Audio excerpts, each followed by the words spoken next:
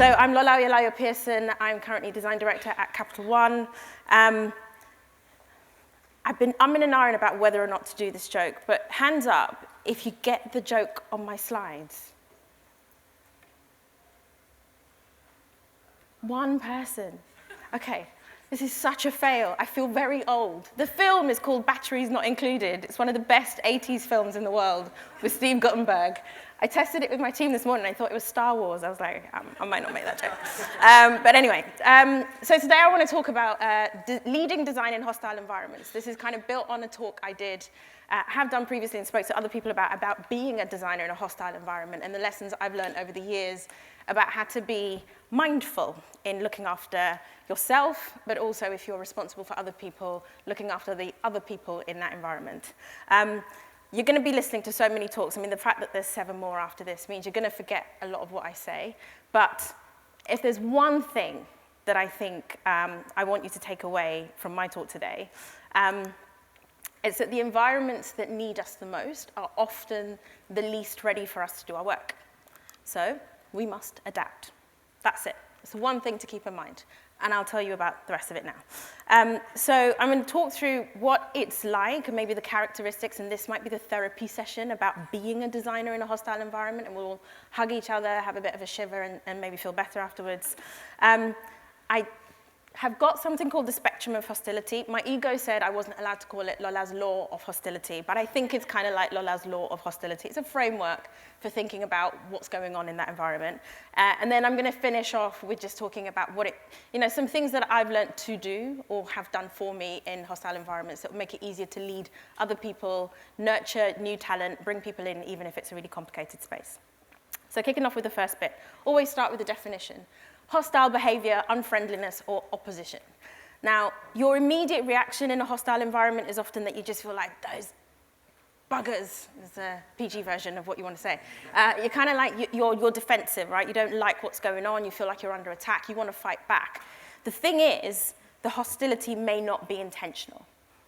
And it's important to recognize that it may not be intentionally hostile, but that doesn't necessarily mean you're not experiencing the hostility. Those feelings are genuine.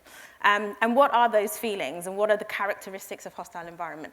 Being the first and the only, and this relates to even if you're the only 2 or 3 in an environment where there's like hundreds of engineers or like thousands of academics or like open source people who are like, don't change our code. It feels very hostile because nobody talks about the things that you talk about, nobody does the job you do, nobody asks the questions you ask, and even when you ask questions, you end up in rooms where you say something and then everyone's silent because nobody knows how to follow up with the conversation. Continuously explaining design, that literally is like, I want to give out cards and business cards and have a sign on my head saying, this is my job title, this is what I do, this is why I'm here. But you're constantly having to do that, even to people who you think already got it. You're having to re-explain it over and over again, and you feel worn down by that. Defending the processes and the methods. We just did the research. We just got some great insights. We just managed to put that feature in. We just saw the uplift and the optimization improvement, and now we're going to do the next thing, and someone's like, yeah, but do we really need to do more research? And you're like, Jesus, fucking Christ. It's kind of that feeling of frustration that how am I not taking you here? The multiplier of imposter syndrome. So if you're anything like me, I believe I'm a designer, but I didn't go to design school. So there's always those days where I'm like, oh, God, don't ask me about, pencil thickness. I'm not that kind of designer. So you kind of got this internalized voice. Then you've got the, can I do the job in this place, whatever that place is? And then you've got the third layer of imposter syndrome, which is like, everybody else here thinks I'm a complete waste of space. And so all of those things are kind of colluding in your own head. And these are internal conversations that you're having, but your environment is not really giving you signals that help you with that. And then if you look externally to yourself, you do have low design literacy. So there may be one really wise, smart, sage, visionary person who was like, I need you. And they're the reason you're there. They're never there. So you're around a whole bunch of other people who haven't got a clue why you're there. You've got a high specialism quotient. So I've seen this happen a lot in places where people are experts. They know all the maths, they've got all the paper references, they've written all the books, they've got awards, there are plaudits, there's like patents, whatever. They're just the smartest people that they know, therefore they don't know how to deal with your type of smart, and it therefore isn't smart enough. There's a prevalence of jargon and acronyms. I'm going to not talk that much about Capital One, but one experience I'll share is sort of being in a monthly monitoring meeting and seeing like graphs and charts where you're like the GAVC of the HBIC and the IG with like a chart with no legend. And everybody gets what's being said. And I'm sat there, I'm like, what? Like, I don't even know which part of this is a single acronym or groups of words or like phases. And it just feels like everybody else gets what's going on because they don't actually speak in plain English. And the final point, which is something that I personally experienced in the example that I'm going to talk about, but also I've seen a lot in open source community, is the extremism that comes with that passion. It's like, we're so invested in our world and we're so smart and we're so in it that you can't do anything, you can't change anything. Any idea of change or improvement or evolution feels like there's like war, and there's going to be some guys like, I'm not doing that. It's usually a guy. I'm not doing that. Somebody's resisting. And all of these things collude in creating what feels like a very hostile environment, things that wear you down over time, things that make you feel less and less valued, less and less interested in the space. And certainly, I think, have a genuine impact on a designer's mental health, because we're already doing a really hard thing. It's already quite young and evolutionary in lots of ways, and you're infinitely learning as a practitioner.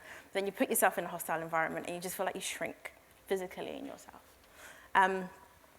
Now, I've developed this thinking, and I guess I've pulled these ideas based on my own experiences working in lots and lots and lots and lots of different types of environments. Any one of us can talk about the spectrum of places that we've worked and the different characteristics. And of all the places that I've worked, there have definitely been different levels of hostility in those environments. The absolute worst one was my time in an investment bank. And I actually had lunch with a friend of mine who worked in that investment bank with me last week, and he gave me the fantastic news that the one individual who was responsible for this got walked out of the building 2 weeks ago. And I'm like, but it took 10 years. But it was, for me, I was quite early in my career as a practitioner. It was like being dropped into hot boiling water. The second time I experienced an environment that was equally hostile to that, I was in a very different place. I was actually a little bit further along in my career, and I had a different way of looking at what was going on and a different way of considering the environment that was around me, and that was within the blockchain startup. And certainly there are elements of this. Capital One is not anywhere near as hostile as the investment bank or the blockchain startup, but there are still parts of hostility that I experience on a daily basis, that my team experiences, that we have to allow for. And I think when you're a people leader, and you've gone through that process of learning about how do I take an individual and help them with their craft, help them be the best that they can be. When you're responsible for hiring someone that you know is way smarter and way more talented than you, and you've got to somehow protect that energy and that skill in a place where it's really difficult, you've got a responsibility for their professional safety. You've got to think about how do I help them do their job in a way that's safe and grow their craft and deal with my own crap, because that bugger's still saying, I'm not doing this. You've still got someone in your ear. So add to that the specifics of how I entered the blockchain infrastructure startup. So my last really, really hostile environment.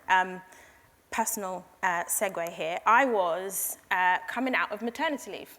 And I'd taken maternity leave without a job. So I'd spent a year, about 14 months at home with my daughter. That's bloody hostile as well, if anyone's done that. We won't go into that. We'll save that for like mummy blogging or something.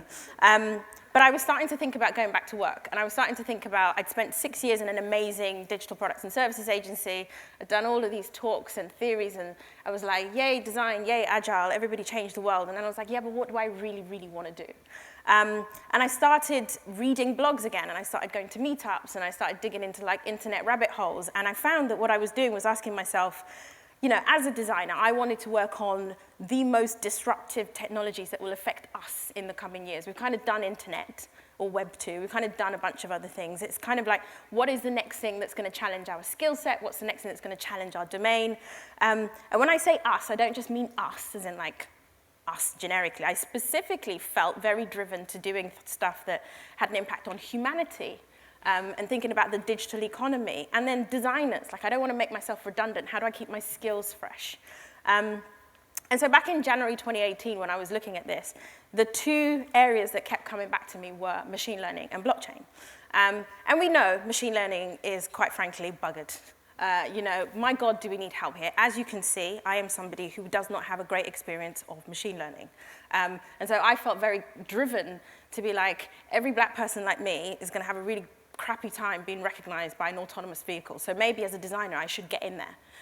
You know, every young person who's been profiled on the streets of London is going to have a really crap time with the police, so maybe I should get in there. You know, there was a sense of like a call to action and like, I really want to do this. And every time I looked into blockchain, it was basically a bunch of crypto hacks and people talking about Bitcoin. And I was like, sod this, I'm going nowhere near that. I'm definitely doing machine learning. And then I find myself tweeting crap like this, which is basically just like, it's interesting how you get sucked in. I was given a proposition by an ex-colleague. We'd worked together. He was like, we've got this blockchain startup. We're going to do a thing. We don't really know what you need to do, but we think you're really smart. Do you want to join us? And so I walked into a blockchain startup, and my God, was it like being smacked in the face. From day one, the amount of knowledge I had to acquire was overwhelming.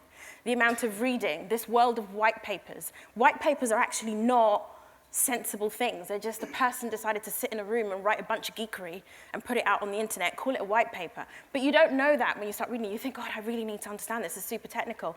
Most of them are bluffs, but you don't know that. But you just read them. And then you go looking for like, what's like the 101 of blockchain? Doesn't exist.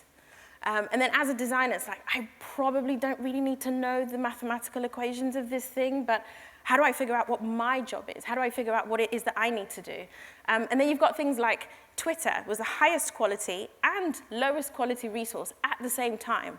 You'd get like 2 tweets, like great conversation, oh my God, someone's really talking about something sensible. And then the third one is someone saying, buy, sell ether, buy, sell ether. And then someone else is like, stop overloading this, blah, blah, blah. And then 3 tweets later, we're talking about your mama, your dog, and it's like, you know, death threats are flying all over the place. So it's almost impossible to discern facts and knowledge, and what's going on. And in the environment I was in, I had that one person who brought me in, who knew what I could do. And then there were all the academics, postdoctoral, PhD students, never had a professional job before, didn't understand the concept of a digital product, but they had a bunch of academic papers and peer-reviewed stuff, and had a bunch of equations on a wall. They knew they needed a thing, but they certainly didn't know how they were going to get a thing. It took me a really long time in that job to feel valued. And it started with me doing things like I just started sticking what I was learning on the wall behind me. It was like, well, you guys are telling me how this is going to work, so I'm just going to put it up on the wall. And that created a conversation where we realized there were 7 products we were building, not 1. And they'd never realized that before. And then I was like, that's what I'm here to do. I want to segue into blockchain because going back to that point about disruptive technologies, I found it very easy to dismiss, but I want to leave you guys with 3 specific concepts that took me a really, really long time to understand, but that I hope I can communicate more easily to you and interest you in going into it. The first is this idea of trustlessness.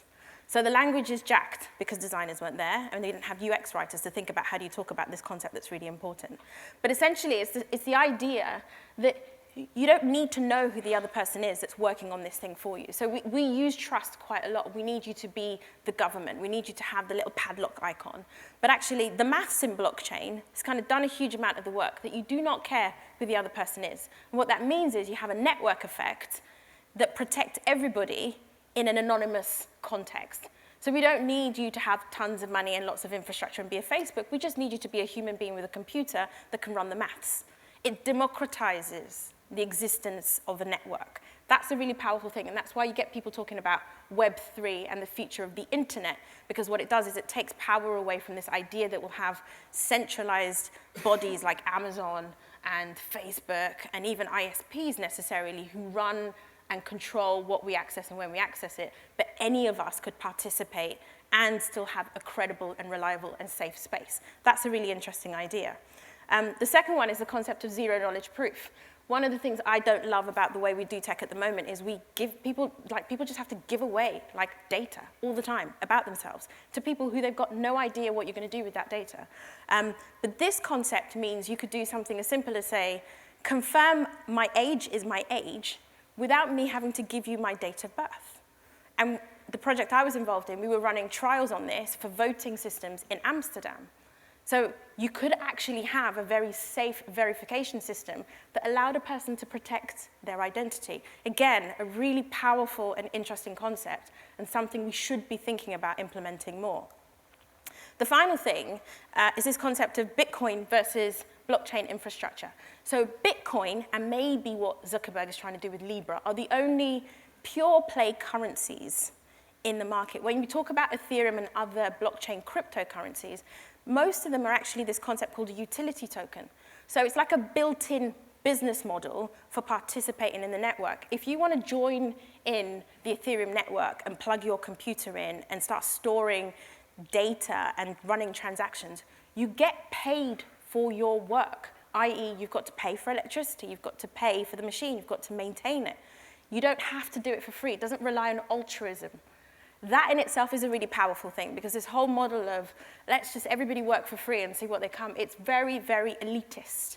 However, if you have an environment with a built-in business model, with a built-in economic model, it makes it way more interesting to think about how do you drive broader participation and the technologies you can build on top of it. So anyway, I'm not going to talk that much more about blockchain, but I just wanted to land those ideas so you guys could look into it. And the reason I ended up getting so passionate and so specific about this, and why I dealt with the hostility in maybe a slightly different way, is because I feel very responsible, as I'm sure a lot of us do, about the current world we're in and the kind of the ethics and the implications of the solutions that we're putting out there. Now, a former speaker at one of these events, Kenneth, he has this great quote, which is unintended consequences are not unforeseeable consequences. One of the biggest issues we probably have with like machine learning is the only people in the room when it happened, when they were planning this, were like PhD mathematicians and like, you know, knowledge workers who were thinking just it's data. There was nobody saying, is it the right data? There was nobody saying, is it biased data? There was nobody saying, does this work for human beings? And I worry that actually if we are avoiding hostile environments, we are inherently excluding ourselves from the process of participating in developing solutions that have foreseeable consequences, even if unintended. And that's something that's within our skill set. And we should hold our hands up for having created frictionless experiences when friction is actually a really good mechanism for control. You slow things down so people have to think about it. We simplify the complex so much, which is good, but actually it means that we take away meaning sometimes. So an individual doesn't actually know what they're opting in or out of. And we've made convenience the kind of the primary selling point for any tech features, like how quickly can I get you in, how quickly can I onboard you, I'm going to sell 3 minutes, 2 minutes, 20 seconds. But actually, the problem with convenience, and I think about it a lot as a parent, but also very intentionally, if the products we're building are about data, they're about money, they're about contracts, they're about control, they're about trust, that convenience is taking away my ability to form an appropriate mental model. What am I giving away? What am I getting myself into? How do I get back out of it? And when we look at the technologies that we've got going forward, we kind of can't afford to wait for these technologies to get to a place where the mainstream is there before we're skilled up and involved, because then we're just going to get machine learning. And that's not a good place to be. So what I ask you to do is reflect on your hostile environments and think about what is it that they're trying to do, and potentially have that brace that you're meant to be there and your purpose is actually valuable. So it's not all doom and gloom. Very quickly, I'm going to talk about the spectrum of hostility, and this is just a really simple model for thinking about what's going on in the environment. It's nothing to do with tech. It's simply about whether it's a domain-centric or a people-centric environment. That's all it is. And my hypothesis is that domain-centered environments are more hostile to design than people-centered environments. It sounds very simple. That's the job we do. The thing is, the presence of designers directly contributes a positive shift towards people centricity. So one of my biggest wins in a blockchain startup, one of my biggest selling points about the role that I have now at Capital One is that everything we do helps everyone else understand the people at the end of the product or service. And so if that's the only place you're getting that feedback loop in, then that's still a valuable place and it's still worthwhile doing. Now, the thing is, the first designers have to be more resilient to that hostility than the ones that come after, right? You've got to have thicker skin. And if you're a design leader, then you especially have to insulate your team from the worst of it, but you've also got to externalize the work. Don't entrench to protect. You've got to be showing people the value. Otherwise, that transition and shift towards people centricity never really happens. So I've got just a few more minutes to share a few lessons that I have learned about leading teams in hostile environments.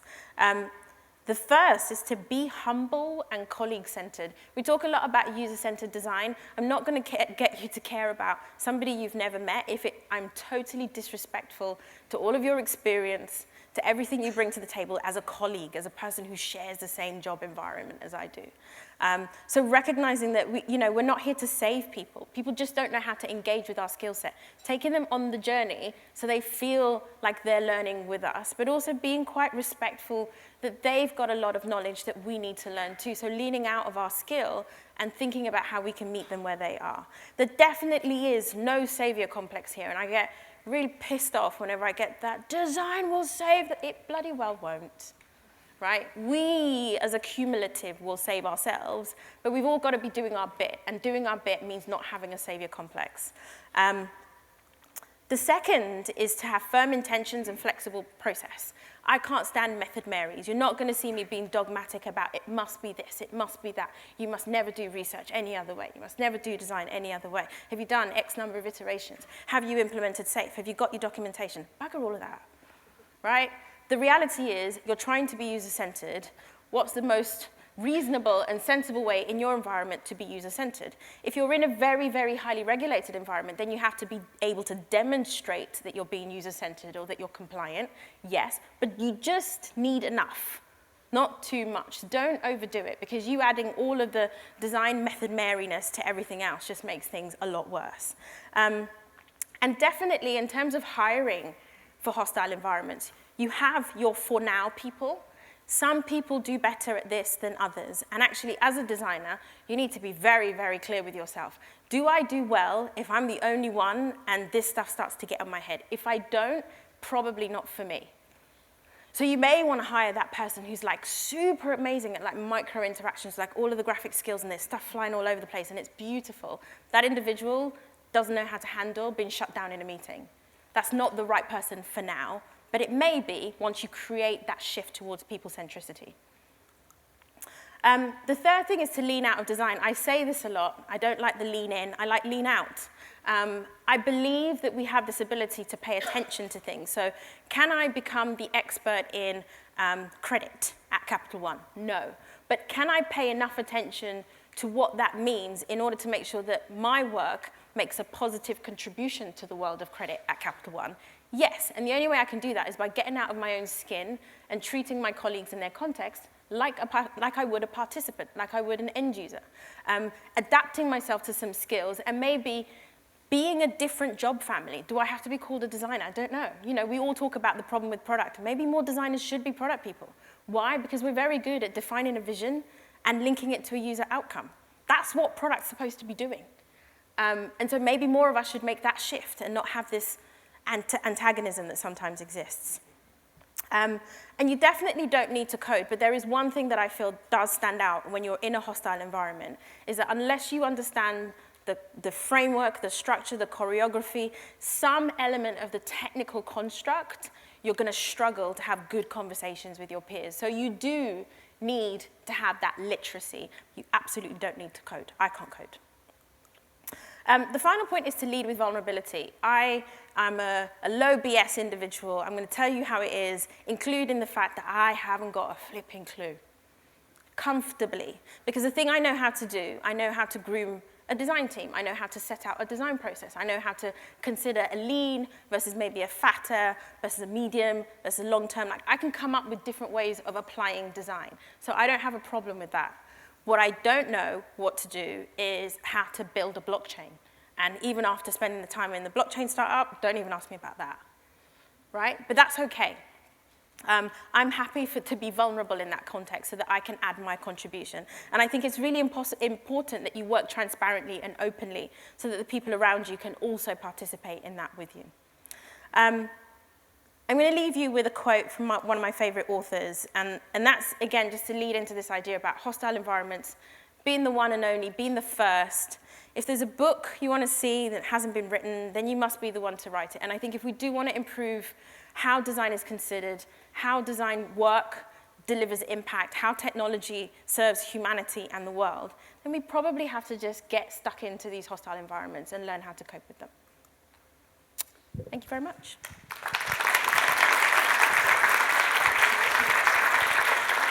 Thank you very much, Lola. Just so many things in there that really resonated for me. But I really appreciate you kind of laying out that environment that we all recognise, and then also some ways to deal with that. There was something you said in your experience with working through on blockchain that reminded me of, I'm also somebody who didn't go to design school, but I'm now a design leader. And I've been geeking out on RAMs and the Gary Hustwitz documentary. Yeah. And when you watch how RAMs worked, he spent time with the engineers, with the people who are manufacturing, because as a designer, it was his responsibility to understand the materials and methods of production. Yeah. And what you've just been describing is that the methods of production have changed.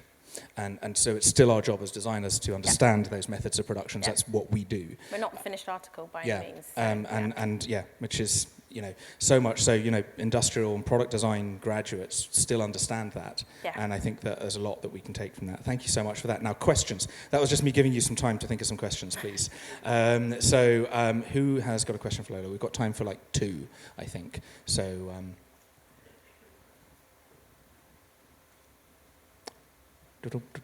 unusual. You must have nailed it.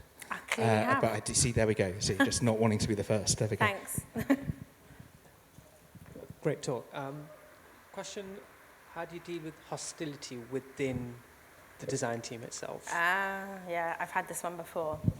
So I think it speaks back to the environment creates a set of behaviors in designers that sometimes don't have positive outcomes. So things I've seen, hostile environments, and you walk in and you see some designers who've been there for a while, and they entrench. And they become very protective of their work, and it's all about the design quality, and we've got to get it perfect, and no one can touch this. And even another designer's like, you don't get it yet, so you can't come in on this. This is my piece. I think you have to work around those individuals, in all honesty, because they need to see that there's a different way of working. They have clearly had an experience that isn't that great, and so being able to potentially be part of helping them break out of that entrenchment is a really good thing. I think as somebody who leads design in those environments, there have been times in my past, not necessarily in hostile places, but where I've had to ask people to choose themselves, and clearly this place is not having a good experience for you, and you shouldn't be working somewhere where you feel that negatively, like, controlling of your work. And so it might be that you've done your time and you need to move on and do something else or change environments, but you have to be very honest and open because it's not for everybody. And I think as somebody joining a team and finding that level of hostility, you kind of have to think, can I help this environment?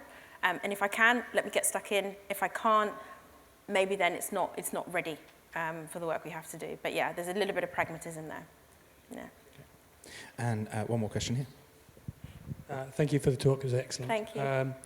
How do you go about changing aspects of the wider culture in a company when you're bringing design into it and enabling design to potentially succeed? So yeah, my one hack for this is don't leave stuff inside your computer. Like particularly in the blockchain startup, every piece of work that I did, and maybe it's not very sustainable or eco, but it got printed out and it got stuck on a wall, and I asked people to have conversations around it. It meant there was that passive absorption. People would walk past it and be like, what's this? And they would then ask questions. I literally left Post-its and pencils and like scribble here, so people would leave me notes when I wasn't around and be able to come back and pick it up. And there is something, they have to be able to see what we're doing in order to engage with it or feel drawn into it. And over time, that builds the trust and it creates the conversations that you actually want to be having. And actually, as an anecdote, one of the worst things about the investment bank was the fact that we had these beautiful offices and we weren't allowed to stick anything up on the wall. And I was like, what is this? You know, this is impossible. So we just used to stick them on our computer screens. You have to work transparently in order for people to see this thing that you call design happening, and then they can actually engage with it. Wonderful. Thank you very much. Thank you for your questions. Thank you, Lola. One more time. Thank you so much.